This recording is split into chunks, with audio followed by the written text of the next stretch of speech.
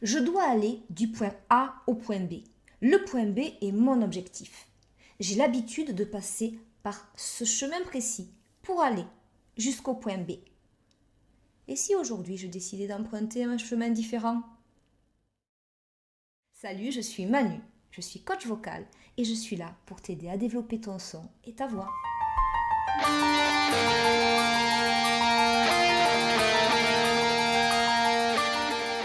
Explorer, expérimenter, tester, oser, être curieux, c'est une des clés pour apprendre et pour évoluer. Et c'est encore plus vrai en pédagogie vocale.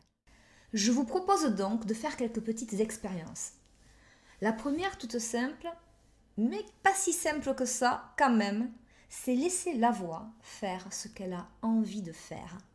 C'est-à-dire quand vous vous retrouvez seul, plutôt parce qu'après on peut avoir le jugement de l'autre, laissez la voix se lancer, faire ce qu'elle a envie, des bruits, des sons, ne pas se contraindre, ne pas se mettre de contraintes esthétiques et juste la laisser sonner. Sonner ou faire du rythme, faire ce qu'elle a envie. C'est un peu comme si on s'autorisait à repartir à zéro, comme un enfant qui découvre sa voix, un enfant ou un bébé. Il fait des gazouillis, il fait des sons. Ce n'est pas intelligible, on n'est pas en train de mettre de l'intention dessus, juste l'intention de la découverte. Oh, mais comment ça fonctionne? Oh, tiens, j'ai fait un son que je ne m'attendais pas à faire. Et ensuite, on déroule le truc. Et on le refait, si ça nous plaît. Mais toujours être dans la curiosité de la découverte, la bienveillance envers soi-même. Cela demande d'éviter l'auto-jugement. Donc c'est pourquoi c'est quand même mieux de le faire au début, tout seul. On est un petit peu dans de l'improvisation vocale de soi avec soi-même. Donc on va se surprendre, on va laisser notre voix, notre corps faire ce qu'il a envie de faire. Et c'est souvent à ce moment-là que l'on va découvrir des choses sur soi, sur sa voix, des sons que l'on est capable de faire, qu'on n'aurait pas pensé pouvoir faire, que notre cerveau n'arrive pas à analyser au départ, qui peuvent nous sembler bizarres, un peu donc non maîtrisés, puisqu'on est toujours en train d'essayer de maîtriser ce que l'on dit.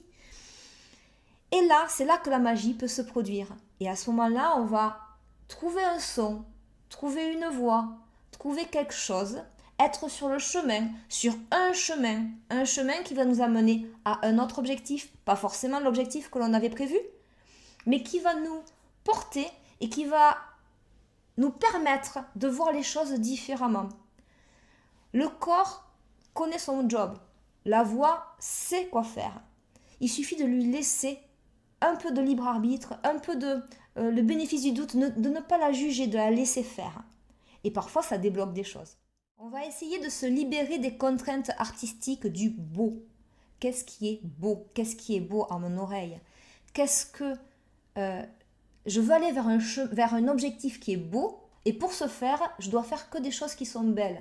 C'est pas forcément vrai. On va essayer, c'est un chemin possible que je vous propose, de faire des choses qui sont pas forcément belles, qui sont pas forcément ce que vous auriez voulu entendre, mais ça peut vous amener à quelque chose de beau, ou de différent, ou de plus vous.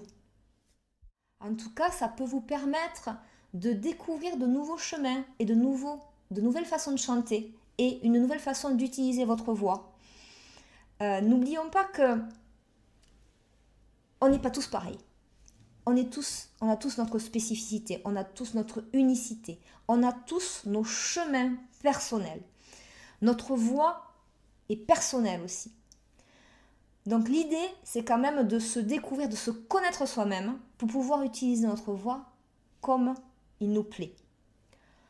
Le fait de rentrer dans du beau, dans de l'esthétique, peut nous contraindre à aller dans un seul chemin qui n'est pas forcément le chemin le plus adapté pour nous.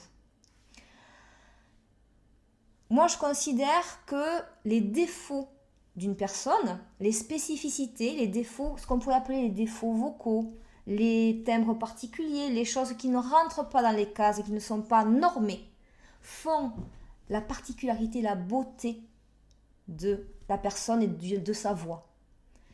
Donc, je vous encourage à travailler sur vos défauts, de ce qu'on appelle défauts, des choses qui ne rentrent pas dans la norme, votre anormalité, votre spécificité, pour justement trouver ce qui vous représente et ce qui justement est beau et accepté.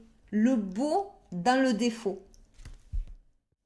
Autre chose, gardons ce regard neutre, enfantin, magique sur la voix et sur le chant. On est en train, lorsqu'on chante, de se découvrir, de partager, de se connecter à quelque chose, et à soi surtout, et avec bienveillance, de s'écouter avec bienveillance. Et tout ce que l'on peut faire comme son, comme bruit, comme expérimentation, nous permet d'aller vers le fait d'être un peu plus soi-même et d'un peu plus se connaître. Si ce que j'ai partagé avec toi aujourd'hui t'a parlé, fait sens pour toi, résonne, n'hésite pas à liker cette vidéo. N'hésite pas également à mettre des commentaires auxquels je répondrai avec plaisir. Et cela permet aussi d'alimenter notre réflexion commune et d'évoluer ensemble.